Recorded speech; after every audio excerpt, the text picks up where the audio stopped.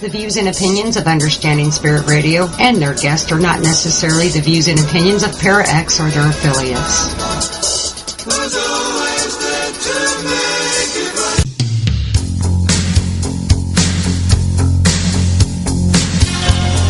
Welcome, everybody, to Understanding Spirit.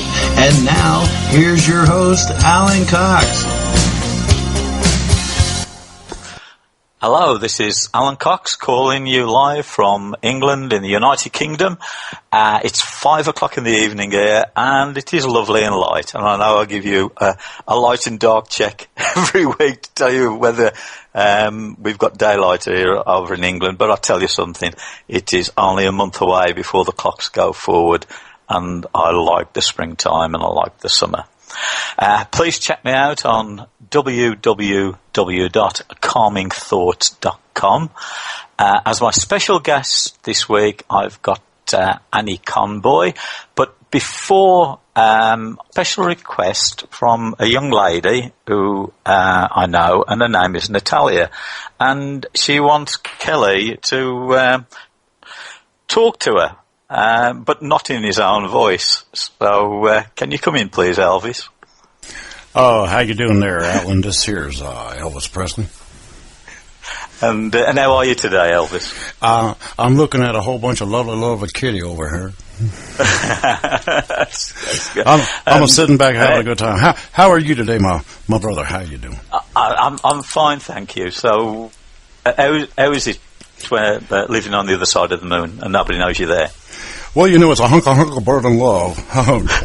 And I'm sitting back here with my mama and eating some mashed potatoes. And, you know, I want to send a shout out to a lovely lady there out of the UK, Natalia. Good morning to you, darling. We're waiting for you on the other side, too. We're going to have ourselves a big show. Yes. Thank you very much indeed, Elvis. So, if you'd like to disappear now back to the other side of the moon. Thank you very much. Thank you very much. Remember, if you come to Las Vegas, go to the Hilton. I'm still there. Okay, I will do, Elvis. Thank you very much. Bye for now. Hello, Anna, are you there? Hello, Alan. Can we take it Elvis has left the building? He did. Elvis has just left the building, folks. And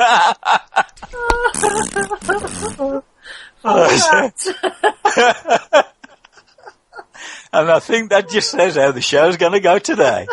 Probably. You weren't expecting that, were you, Annie? On a cold and grey UK morn.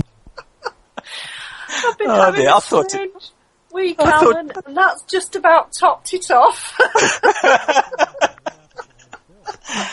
Oh, dear. Hello, Annie. Hello, Alan. Oh, dear. Okay. There's some things, I just want to tell you real quick, Alan, there's some things that you just can't do in the UK, like you could do right. What's that, Elvis? Well, like motorcycle gangs. You guys could never have a Hell's Angels. It'd be L's Angels.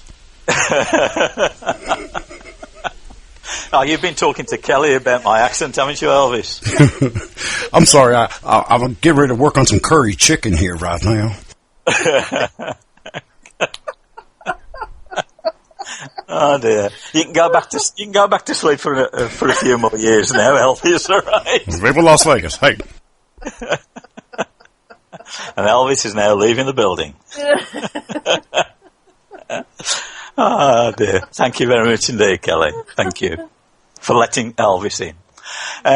Right for the what we're supposed to be doing today, Annie? I haven't got a clue.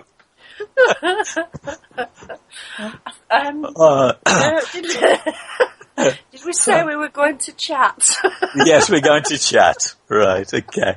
Well, for everybody out there who perhaps didn't hear Annie the last time, she was my guest. I think it was about November time, wasn't it, Annie? Yes, I think it was. Would you like to tell everybody a little bit about yourself, what you're about, what you do, where you're from? So, okay, sure. Well, at the moment I'm sitting in Hebden Bridge, West Yorkshire, in the Pennine Hills of I'm sorry, Annie. Could I just ask you just to speak up just a little bit? Sure, will I? That's better. Is that better, darling? Okay. Yeah, I can hear. So I'm sitting, gazing out of the window. I work full-time as a psychic medium. I came to this rather late in my life. I'm not 21 yet, any longer. Fell into connecting with spirit and have had various adventures through that process. I now teach mediumship based on my belief that everybody has psychic senses and the ability to explore the world of energy, which is the way I prefer to see spirit. Through my teaching, I've done quite a bit of paranormal work, rescue work, healing work, do readings for people, and evenings of mediumship. Write, do psychic art, a whole bunch of things that I never thought would be in any way connected for me with just being interested in why things work. I was going to say, how did you? How did it all actually begin for you? You know, is it? Was it meeting somebody or something happening to you in your life that brought it about? I had a paranormal experience when I was in my mid-20s. I've always been curious about the mind and what makes us tick. But in my 20s, had a very distinct experience and didn't have a rational explanation for what had happened. Seeing an object move across an empty table very distinctly really sort of made me stop and think. But wasn't really looking for a spirit or a ghost or a poltergeist explanation. Just couldn't understand it, and continued to be open-minded about things and perhaps heavily sceptical about things that were happening for the next many years, until eventually I was given very direct instructions what I needed to do, which was to go and develop and find out about it. How did that come about? Was it you making a decision to find a group or something like that, or was somebody else involved? Or what had actually happened, I was doing my day job, so to speak, at that time. Went along to chat to some people who presented me with a plant, and in the plant was a stone with the name of a spiritualist church written on it. All right, okay. I brought it home and my partner said, well, I think they're trying to tell you where you need to go next. Right. Rang and spoke to someone there, found out they did development and had a new group starting, and it was that particular medium that I needed to sit with to get that development. And by the time I'd got this particular message, I was aware that they were trying to encourage me.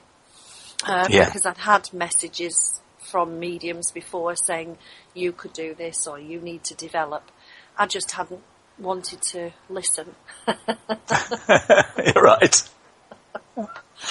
So, actually, that's the hardest part, actually, isn't it? Is that you can get all these different signs and messages, and if you've got your ears closed and your eyes closed, that can go on for ages until you realise, can't they? And it does. Half of the time, you just don't recognise what you're getting, and then they get so insistent that they do take a more direct route, and it was very direct.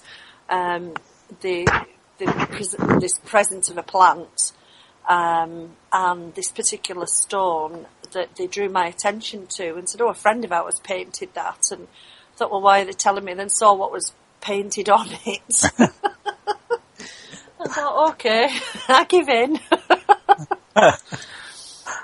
Which is how most of my life goes. I say, okay, I give in.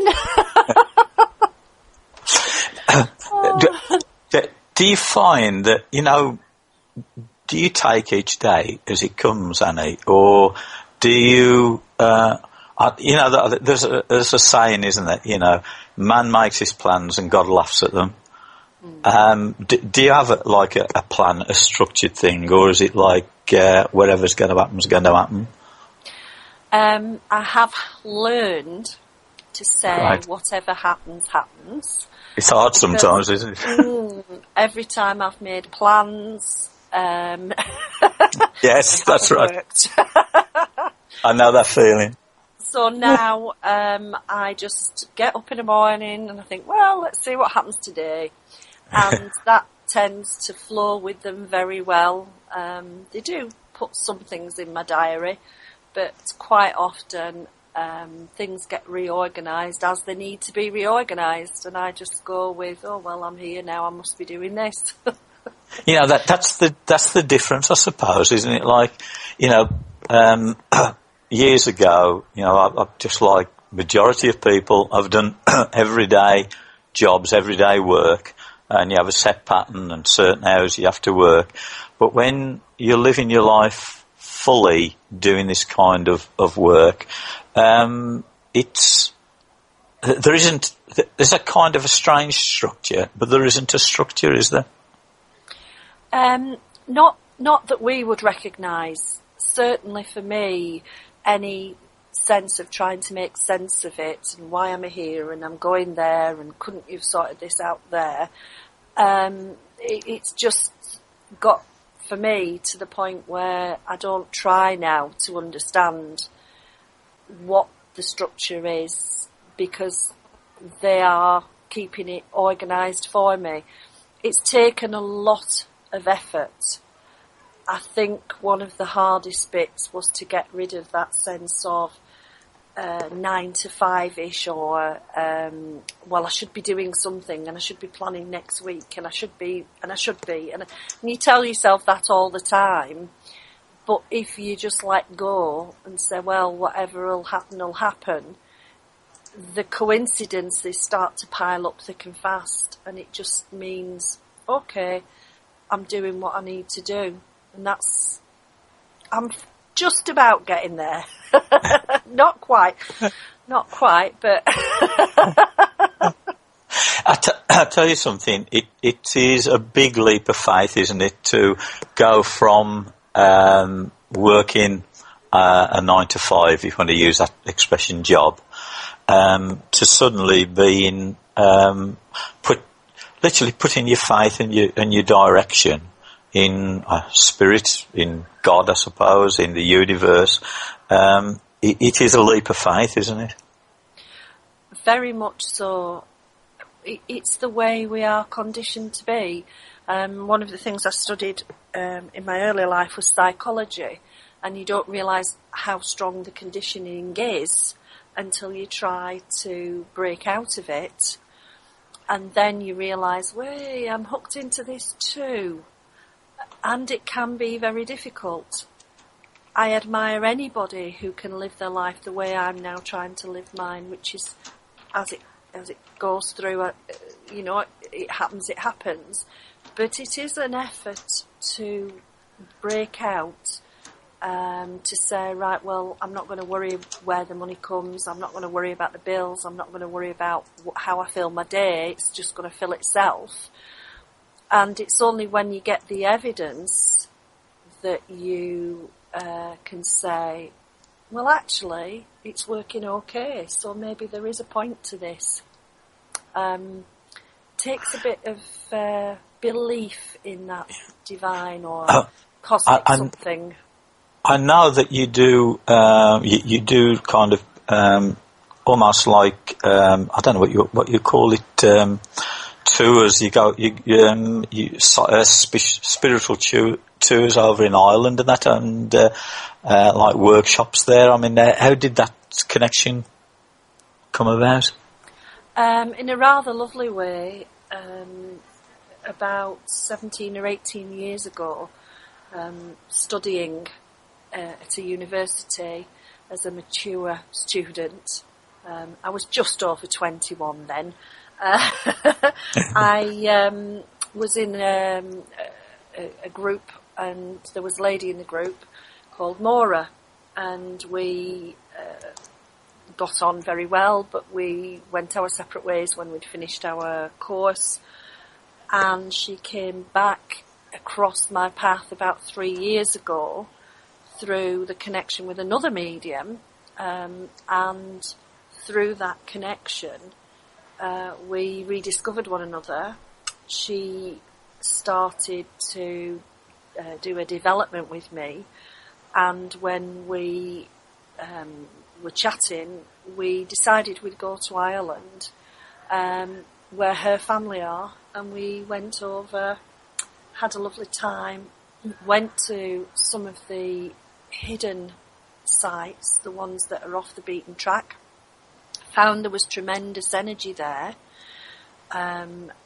started to look into what a good friend of mine, Mindy, calls the thin places, and decided that actually it would be rather nice to take a group of people over, students of mine, to see what it was like, what we would pick up. So not necessarily a ghost hunt, Right. but to go and experience. What do you mean the thin places? I haven't heard that expression. What's the thin places? Mindy calls them the thin places, those places on the earth where the energies are so untroubled, or maybe so calm. Oh, right, okay. that spirit can pop across more easily. Or, for instance, places that have been charged with a lot of spiritual energy. If you think about it, a church, for instance, has had a lot of spiritual activity in there, but it's also had a lot of people's energy. So it's a very busy energy to go and check out. Don't you find strange that you're on about with churches, that you can go into some churches and, as you just said, the energies can feel really good. That can have a lovely serene feeling, and yet you can go into another one and you can feel really uncomfortable. Mm-hmm. That's right, and it's to do with all the energies we transport around with us and how the place is used and looked after. So Mindy used this term thin places, and I was really grabbed with that. And Maura said, I know a few places like that. And off we went, Maura and I, on this voyage of discovery. And then we followed up with taking some of my students over, and we got some fascinating experiences. We certainly seem to be plugging into very strong spirit energies, not just aura energies, not just the energy of the place, but the spirit connections seem to be really strong. Right. And after that, we said, well, hey, let's do a few more, and let's take some more groups across. So we've got about 5 planned for this year. We did a few more last year, and we've another 5 or so planned for this year.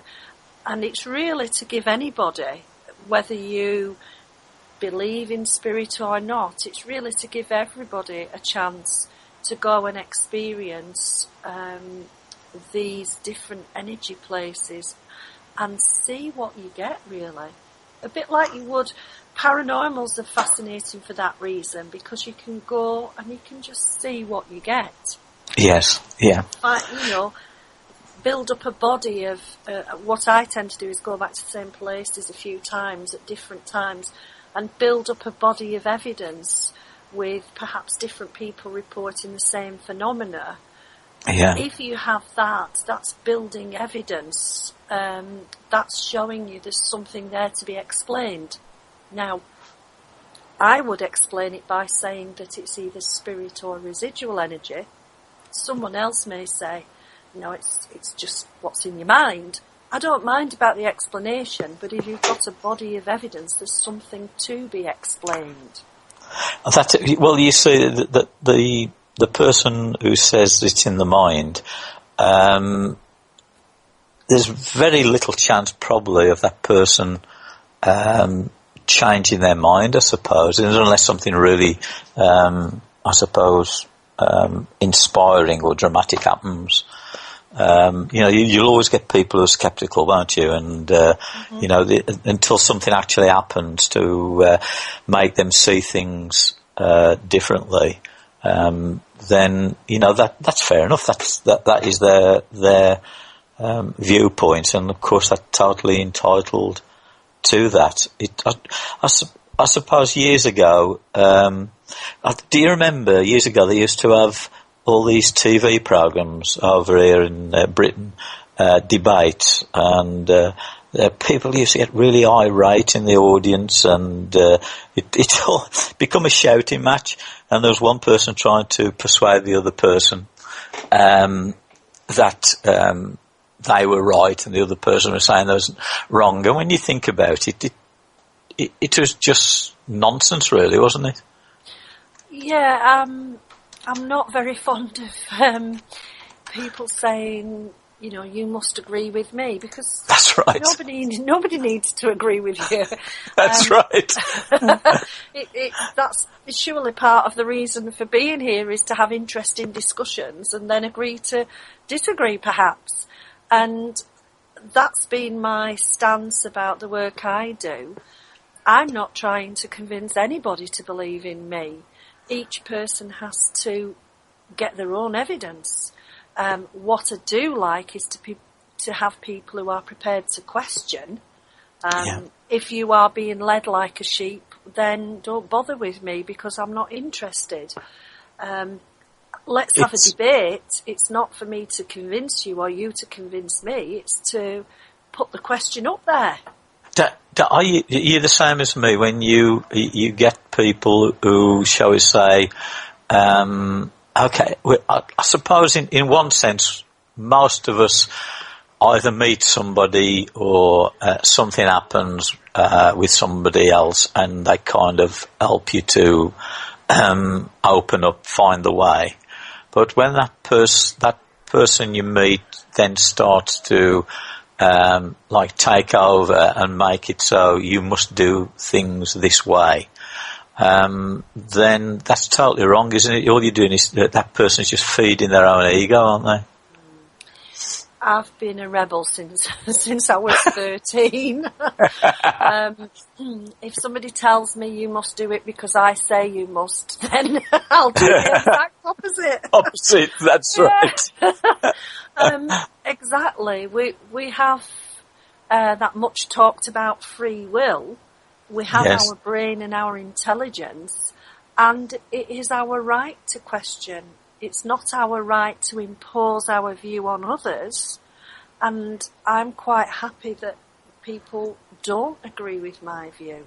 That's what it is. It's each person's experience, making sense of it as best they can.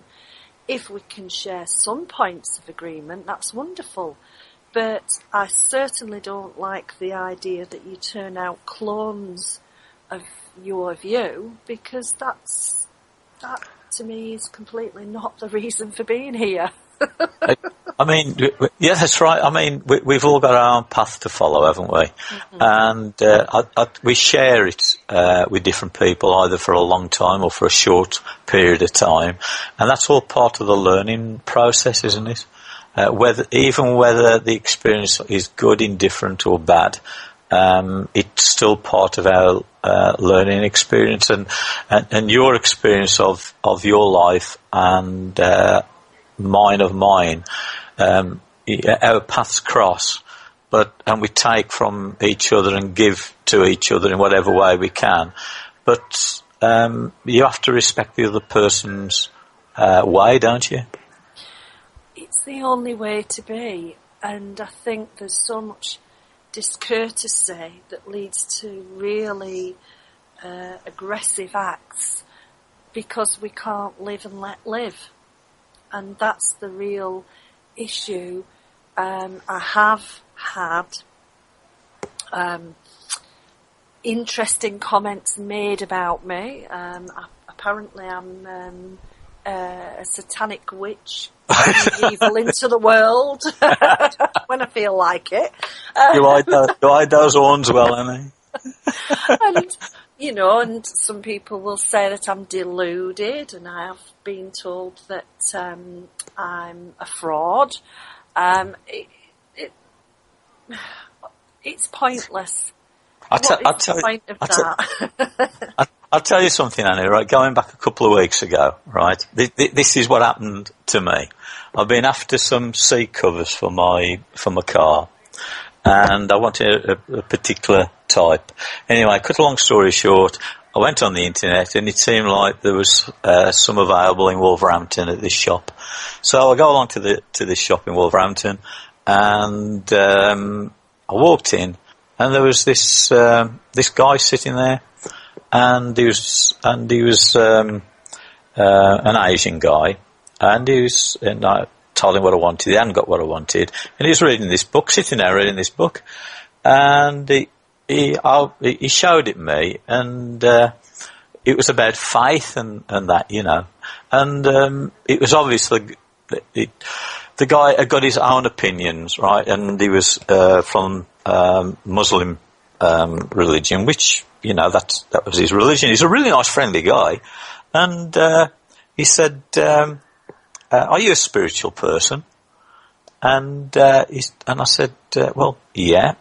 And he says, "Well, what are your beliefs?" You know, and I said, "Well, I'm a healer, and I'm a psychic investigator."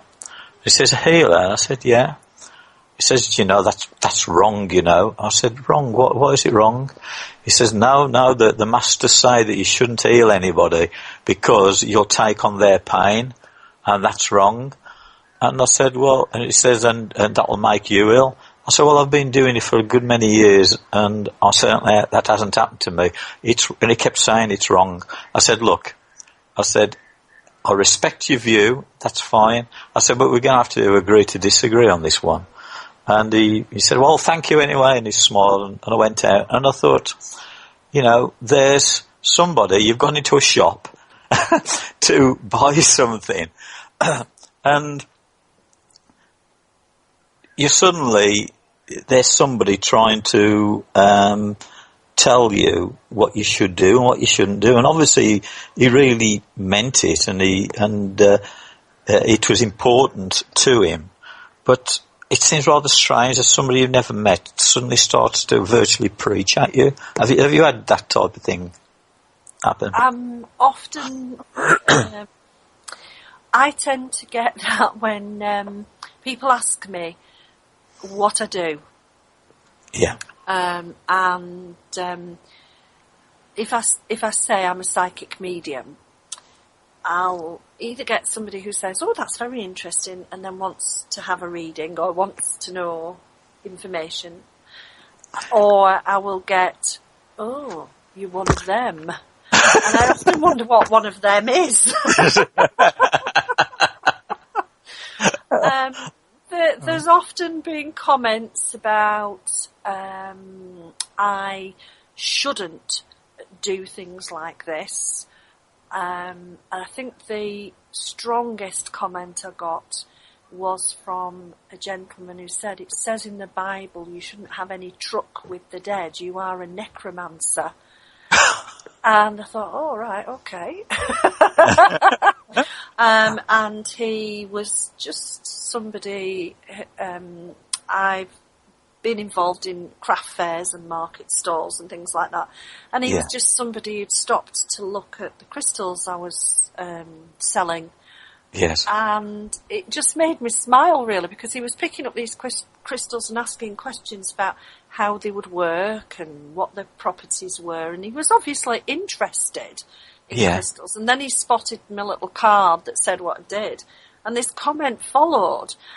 And it just seemed really odd that he could go so far as to explore crystal healing, but he couldn't go far enough to understand maybe there were wider things in the world.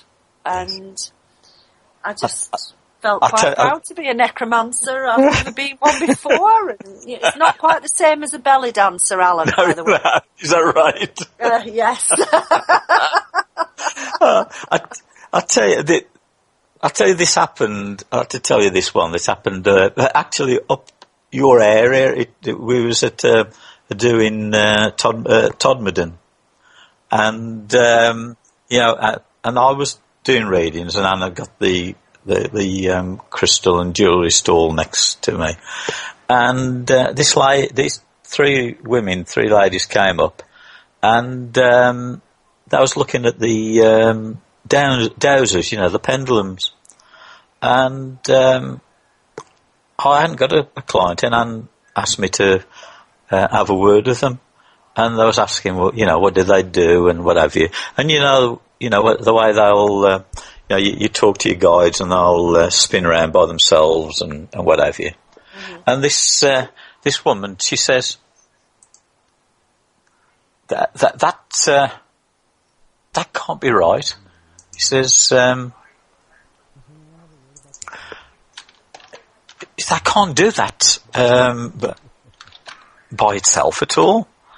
And she lifted up the cloth of the table, and then she got underneath, and she says, "You've got a magnet under here, making it go round." I haven't.